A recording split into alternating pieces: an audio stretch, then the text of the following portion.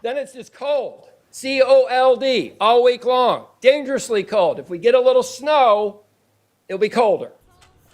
And take a look, folks, right now live on the WHAS 1119. We want to bring you a live look of St. Louis, Missouri, just to the west of Louisville. Again, you are looking at St. Louis, where you can see the snow flurries developing and coming through your screen. The reason why we're showing you this, well, this just started within the past hour. We noticed it live within the past hour, and we've been keeping an eye on it because this storm system is going to be moving toward Louisville in the overnight hours. The good news, it looks like more snow showers for St. Louis at the moment.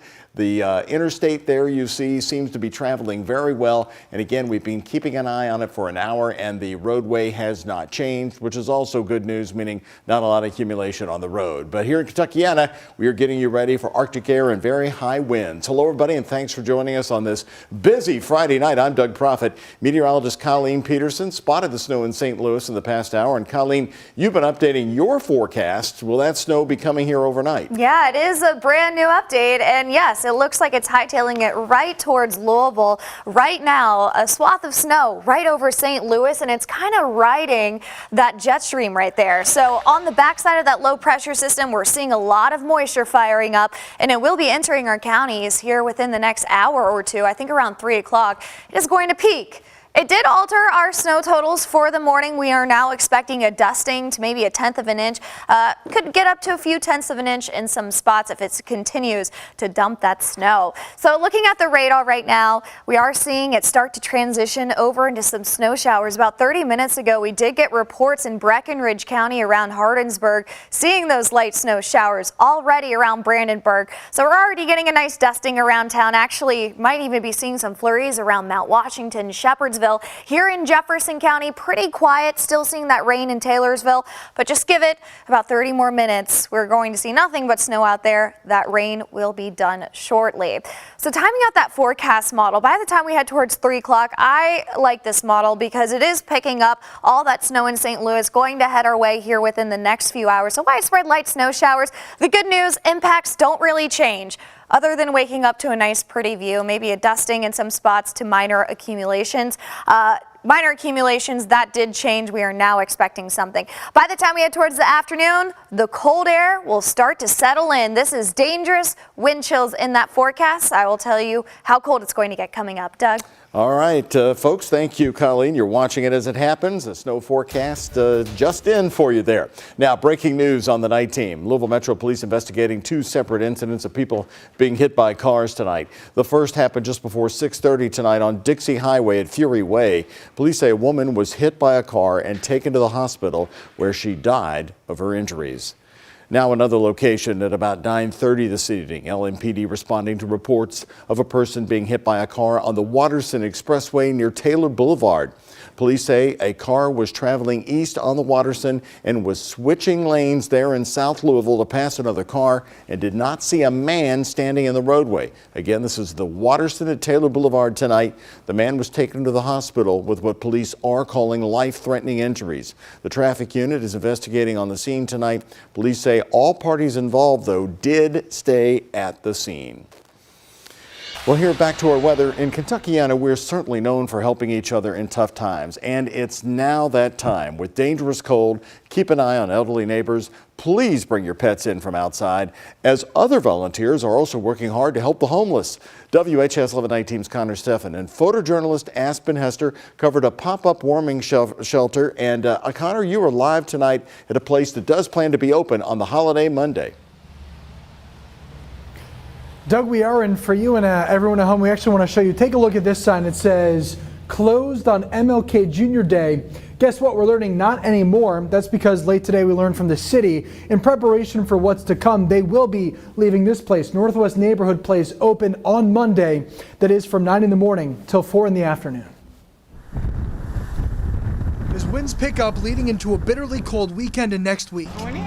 Even the littlest of hands and feet are making sure no one is left behind. We've been able to reach the unreachable. These are emergency covers. That's the goal off Algonquin Parkway inside Hope International AOH Church of God. But it's actually a time for us to provide hope and also show them faith, which is hope in action. And for the South End Street Angels, who are spending their Friday night turning this church event hall into a pop-up shelter. Amanda Mills is at the helm. How many of these rooms are there going to be inside this church? We are planning for 40 beds, 40 places for people to lay their heads and be safe and not freeze to death. So the church, we need to rise up. And we need to do whatever we can to help individuals who are out here in this cold. You know, it's going to be below zero. Volunteers say they won't turn away a single soul, not only providing them a place to sleep, but hot meals to eat. You matter, and you will get loved on here, and you will get your belly filled. So come on, judgment-free zone. What exactly is a pop-up shelter? South End Street Angels say they search for different places in scattered neighborhoods when the need arises. They want to be closer to people who can't travel to other shelters. And shelters have popped up across Louisville, with Operation White Flag in full effect. So again, our staff is out all day today, all out Sunday, and including Monday, the holiday. Through at least Monday, those in need of shelter have ample resources. If you are concerned about an individual that is unhoused and on the streets, starting today, please contact 311. They'll relay that information to us, and we'll get out there as quickly as we can. Because as people prepare for the temps to drop, it also inspires our community to step up more. The opportunity comes. It's our charge, to make sure that we're saving individuals. For Louisville to show how much it cares for our community.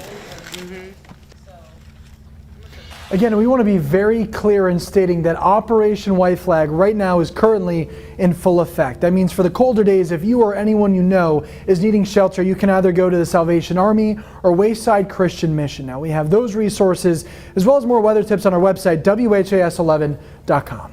We're live in West Louisville. Connor Steff in the WHAS 1119 on your side. Connor, thank you very much. Jefferson County Public Schools are also prepared for the weather. Now, keep in mind they're going to be closed on Monday anyway because of the holiday. Spokesperson Carolyn Callahan today reminding parents, though, they have 10 NTI days that they can use, so they won't be canceling school this season for typical snow days. We do plan to use NTI, non-traditional instruction days, as much as possible during inclement weather this year. So what does that mean?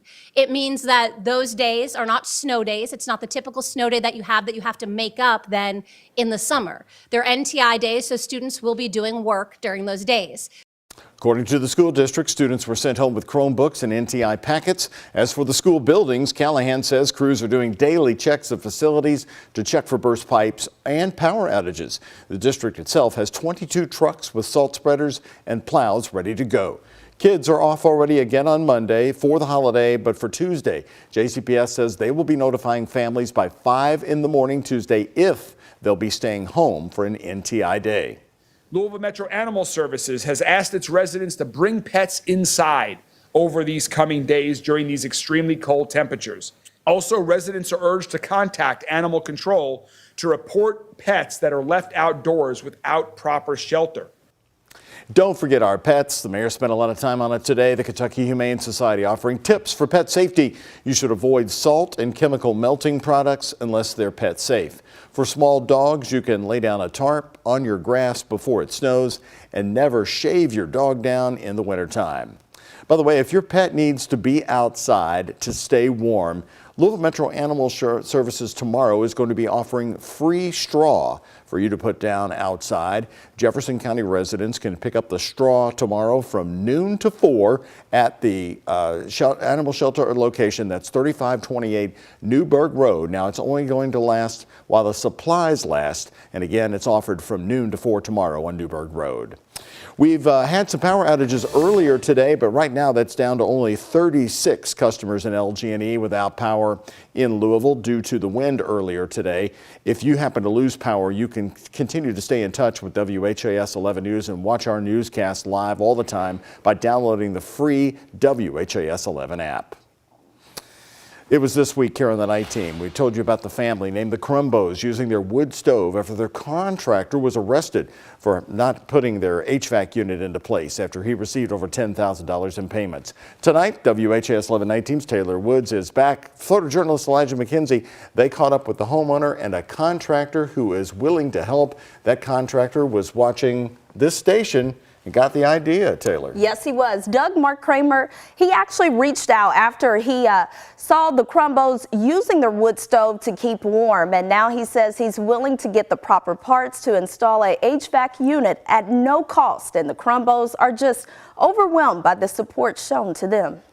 What we'll do is we'll end up probably replacing the units themselves, and then from there we're going to go outside and we'd end up putting a new condenser in. To the rescue just hours after watching WHAS11 News, heating and AC man Mark Kramer felt moved to help Keith and Marilyn Crumbo in Martinsburg, Indiana. My first thought was, we got to help this gentleman. He's promising to get their HVAC unit replaced after their contractor, Aaron McKinley, was charged with theft and put in jail. People that we don't even know, support for what's going on. Kramer saw the Crumbos were using their wood stove to stay warm and wanted to help. He's been in Jeffersonville for 3 weeks, temporarily assisting Beck Given service experts. I called my senior management and they agreed. They said, let's see what we can do to help this gentleman out. So I'm here. Thank you so much. Oh, you're welcome. You're welcome. Thank you.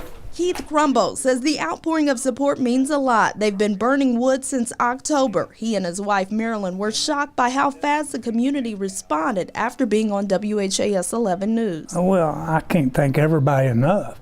I mean, I wasn't expecting this.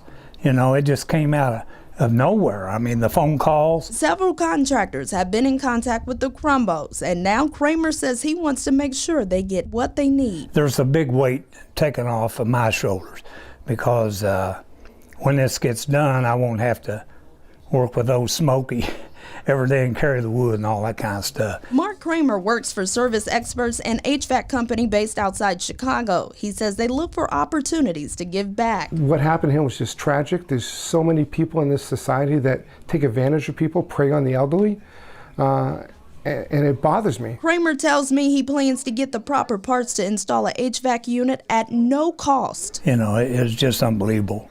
I can't thank everybody enough. My wife feels the same way. It will get taken care of.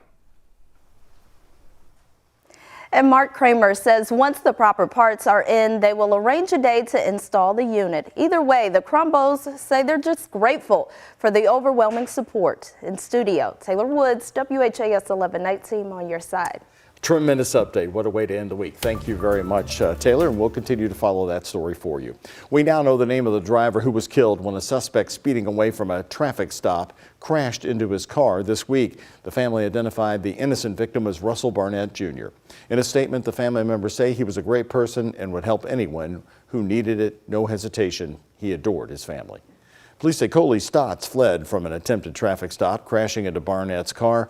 Barnett and Stotts were both taken to the hospital, where Barnett would later die. Stotts was driving a stolen car out of Indianapolis, according to police. He appeared in court this morning. A county prosecutor says he's no stranger to criminal behavior. He's got prior convictions for fleeing second, wanton endangerment second, and multiple convictions for convicted felon possession of a handgun. Because of his criminal history, a judge set his bond at $1 million. Stotts is scheduled to return to court later this month. In the meantime, Barnett's loved ones are reminding the public that LMPD is not to blame. The family says if the police were allowed to do what they were supposed to do, a tragedy like Barnett's would not have happened.